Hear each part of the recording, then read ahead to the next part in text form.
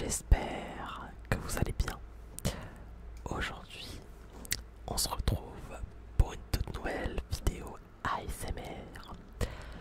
Aujourd'hui, j'avais besoin de vous parler de ce que je considère à l'heure actuelle comme le meilleur jour de ma vie.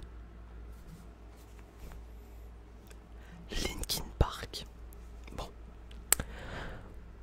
pour ceux qui ne connaissent pas Linkin Park, c'est un très gros groupe de rock and metal qui a entre guillemets pété, qui a eu une phase de popularité grandissante dans les années 2000 avec l'arrivée du chanteur avec sa voix mythique, Chester Bennington. Ils ont fait de nombreux albums. Cependant, Chester est décédé. Voilà, en 2017, il a décidé de mettre fin à ses jours. C'est pas très joyeux comme début de vidéo, je sais. Bref, mais c'est un petit peu pour vous mettre en contexte la hype que j'avais autour de ce concert. J'ai pas eu la chance d'aller voir Linkin Park à l'époque de Chester, et je me suis dit que jamais je les reverrai en concert. Cependant, fin 2024, une annonce a fait réagir, on va dire ça comme ça. Linkin Park se reforme 7 ans après avec une nouvelle chanteuse pour succéder à Chester. Au début, comme vous, enfin comme la plupart des fans, j'étais un petit peu dubitatif, j'avais des attentes, mais je n'attendais rien en même temps. Je sais pas si vous comprenez.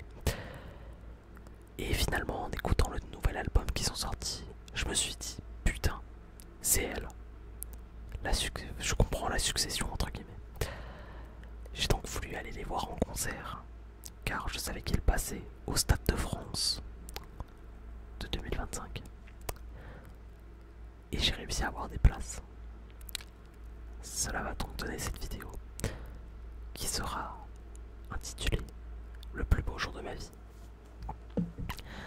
J'ai besoin de vous montrer quelques photos, car ce concert se passe pas du tout à côté de chez moi. Il se passe à Paris. À Paris, donc 800 km de chez moi. Un peu compliqué. Déjà, pour commencer, parce que du coup c'est un petit peu une story time. Là je suis un petit peu passé en mode storytelling, mais là du coup on va passer un petit peu sur le mode story time. Donc avant que je passe au mode story time, n'hésitez pas à liker, à commenter, à partager, bref tout ce que vous connaissez, parce que j'adore faire ce type de vidéo. J'ai malheureusement pas forcément tout le temps l'occasion de faire ces vidéos, mais j'adore les faire. Voilà, donc quand je peux, je le fais.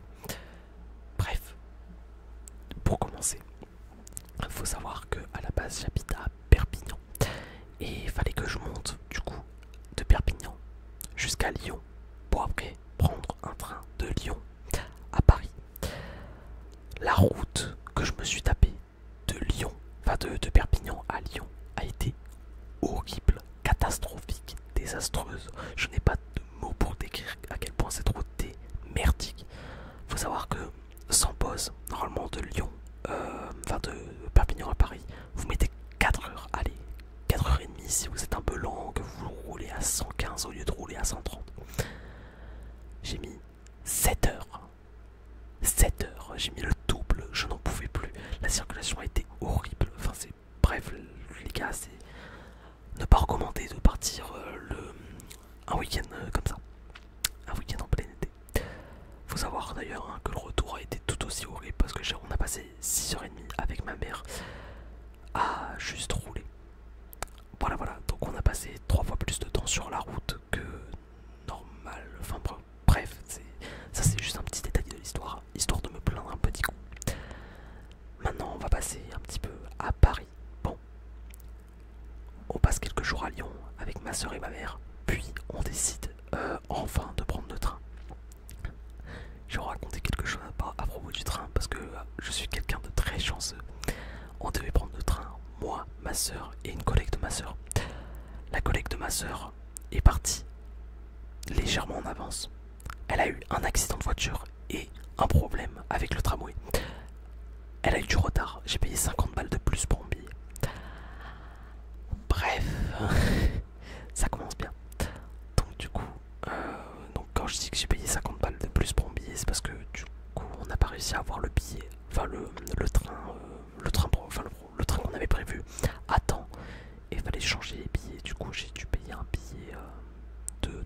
j'ai dû changer les billets, j'en avais pour 50 balles. Voilà. Arrivé à Paris, on a commencé par poser nos affaires à l'hôtel parce qu'on avait des valises. Et après, on a décidé d'aller vers Notre-Dame de Paris. Notre-Dame de Paris qui est une grande cathédrale qui avait brûlé et qui était complètement rénovée. Alors, je vais vous montrer quelques photos. En fait, moi, je vais essayer. Hop. Alors, vous voyez là, donc, je sais pas si vous voyez bien. Bon, on va essayer de faire comme ça. De toute façon, je n'ai pas accès aux photos depuis mon ordi. Donc, voilà. Donc, c'est les quelques photos des vitraux qui ont été rénovés, etc. etc. Voilà, c'est magnifique. Les couleurs sont très vives. Franchement, je vous dis, ça vaut le coup. Genre, quand j'ai vu la cathédrale de l'extérieur, j'ai pas eu un effet tout waouh, mais quand j'étais à l'intérieur, j'ai eu cet effet de waouh, quoi. C'est magnifique. Alors là aussi, ça c'était. Alors, je sais pas ce que c'est. Alors, les chrétiens, s'il y a des chrétiens qui connaissent un petit peu Notre-Dame, n'hésitez pas à nous dire. On a voulu aller au pop-up store et en passant par le pop-up store, du coup, on a vu la tour Saint-Jacques. Enfin non, d'abord, oui, on voulait aller au pop-up store du coup de Linkin Park pour aller acheter du merch. Sauf qu'il y avait 1h30 de queue, de file d'attente, juste pour prendre du merch. Donc du coup, on a littéralement dit, fuck it, on prend pas de merch. Donc voilà. Puis ensuite, juste après ça, on a fait les catacombes que vous aviez peut-être vu avec le short d'hier. Hop, tac. Voilà, donc quelques petites photos. Voilà. Bon, juste après, on allait manger, ça, je vous le cache pas, c'est pas très intéressant. On avait quelques bars aussi, tac. Hop, je vous montre vite fait. Hop, voilà, c'était un petit bar qui était sympa. Il y a les photos aussi de l'hôtel, voilà, c'est un petit peu l'hôtel. Et là, on passe au jour que je considère comme le plus beau jour de ma vie, désormais, le jour du concert. Donc, le concert arrive à 17h, enfin, le concert était à 19h, mais nous on est parti à 17h de l'hôtel. On avait des places en catégorie 3, donc c'est-à-dire les tribunes les plus hautes du Stade de France. On était dans le bloc Y5, voilà, donc c'est le bloc où globalement tu ne vois que dalle à cause des amplis qui sont juste devant la scène, mais c'est pas grave, il y a des écrans géants donc ça passe. Bref.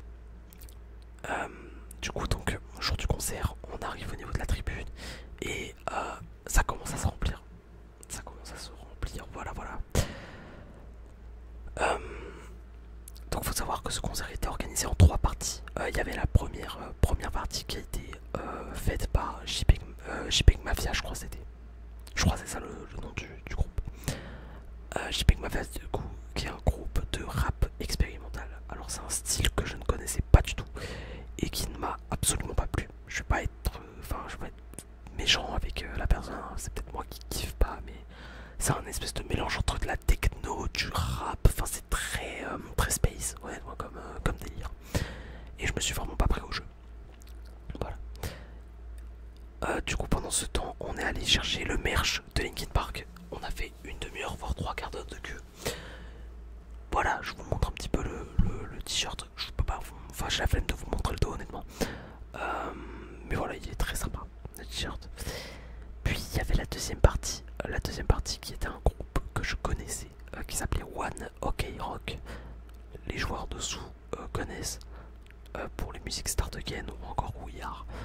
Les vrais fans du groupe connaissent probablement grâce à Dystopia ou Make It Out Alive ou Curiosity. Enfin bref, il y a pas mal de sons qui sont vachement connus de One OK Rock et que au final j'ai découvert pendant le concert. Donc c'est à dire que je pensais connaître bien l'artiste, mais je l'ai découvert en même temps aussi parce que je connaissais quasiment aucune musique qui sont passées pendant le show.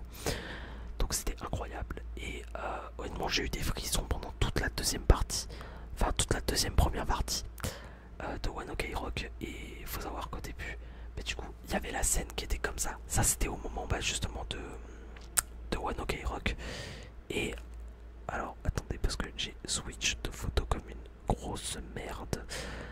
Et quand il y a eu One OK Rock qui venait d'arriver, c'était comme ça. Voilà, ça s'est blindé petit à petit. Et putain, j'ai encore enlevé.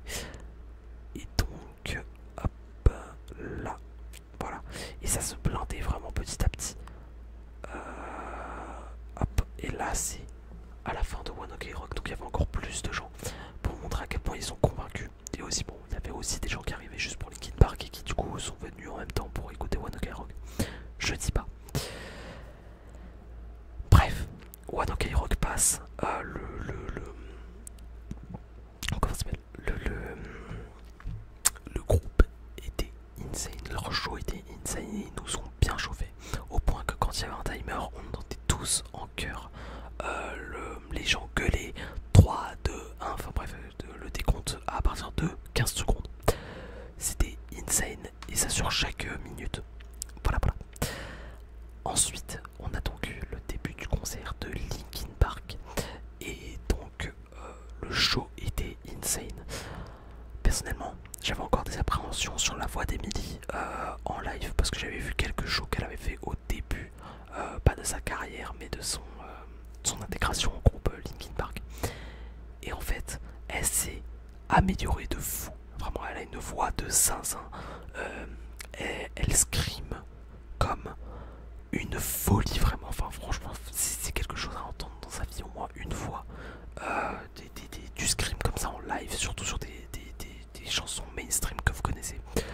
On a tous gueulé comme des fous au point que là où je tourne la vidéo, on est le mardi, donc on est 4 jours après le concert et j'ai encore mal à la gorge.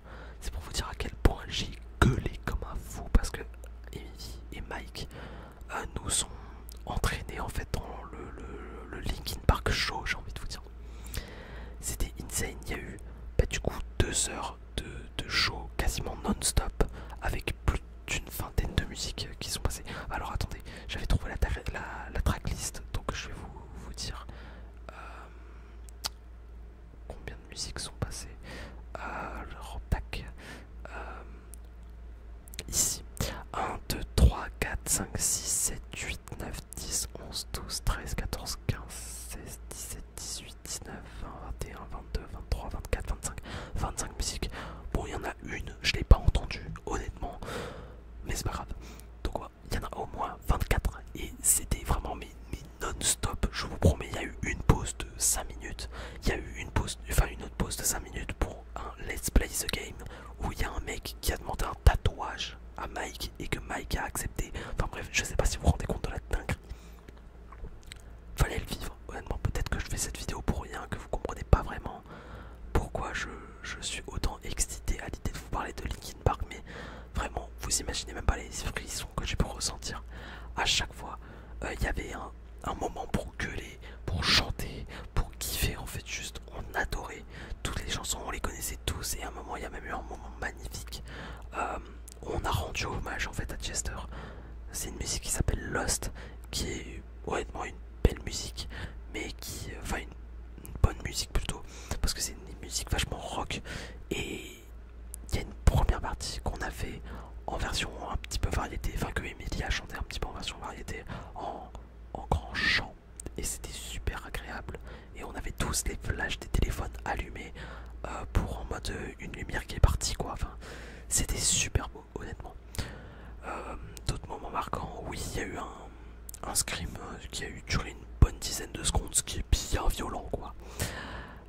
Et après bon bah les musiques classiques comme In the End ou Numb on les a toutes chantées, et il y a même, je vous invite à aller voir sur TikTok si jamais vous voulez pas dormir juste après, allez voir des extraits de In the End Stade de France pour que vous voyez à quel point 80 000 personnes qui chantent en chœur, c'est violent. Voilà, c'est très fort. Bref, mais tout ça pour vous dire les gars que genre ce concert était insane et c'est probablement le meilleur jour de ma vie.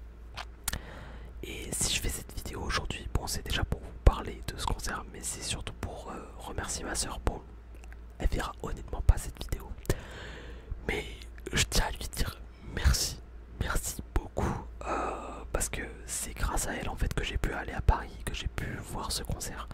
Elle m'a payé la place de concert, elle m'a payé quasiment tous les restos, elle m'a payé l'hôtel. Le seul truc que j'ai payé en fait c'est l'addition sur le billet de train et un resto. Je crois que c'est tout ce que j'ai payé. Elle m'a payé le merch de Linkin Park là, ce t-shirt si je l'ai c'est grâce à elle.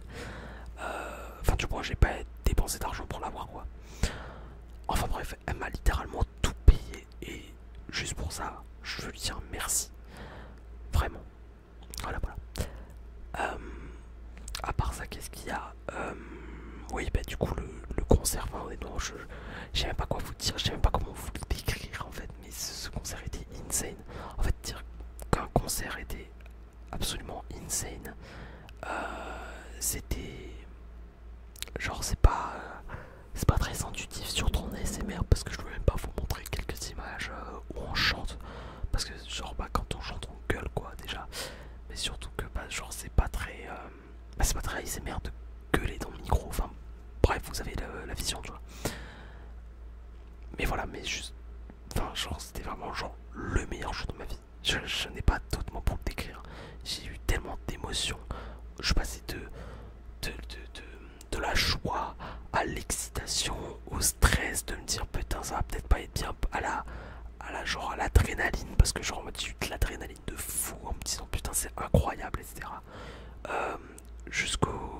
Aux étoiles dans les yeux, vraiment j'avais des étoiles dans les yeux quand j'entendais bah, du coup le chanteur de One Ok Rock d'abord, donc Taka, voilà, son abréviation, honnêtement je connais pas son nom. Taka d'ailleurs qui a fait un duo avec Emily sur la chanson One Step Closer, putain je vais y arriver. Puis voilà, j'avais des étoiles dans les yeux à chaque fois que Taka chantait, ou encore que même lors du concert de Linkin Park que Emily screamait et chantait et Mike rappait, parce que Mike est un putain de rappeur et il a une putain de voix sur scène. Il sait attraper les gens et les faire venir avec eux, tu vois. Genre, bah on l'a tous vu en fait pendant le concert sur des chansons comme In The End, ou même sur A Place For My Head, qui est pas forcément une chanson très mainstream. Bon, pour les fans de Linkin Park si, mais qui est pas forcément une chanson que tout le monde connaît du groupe, et qui pourtant au concert a été chantée par quasiment tout le monde. Donc bref, voilà. Vous voyez, comme vous pouvez voir, je suis encore crevé de ce concert parce que c'était insane. Et je suis même un petit peu triste que tout ça soit arrêté, mais bon, les bonnes choses ont une fin. Ce jour, c'était le plus beau de ma vie. Et j'espère vous avoir transmis les mêmes émotions que j'ai ressenties durant ce concert. En tout cas, j'espère que cette vidéo vous aura plu. Si c'est le cas, n'hésitez pas à lâcher un max de like, un commentaire, à vous abonner, bref, tout ça vous connaissez. Moi sur ce, je vous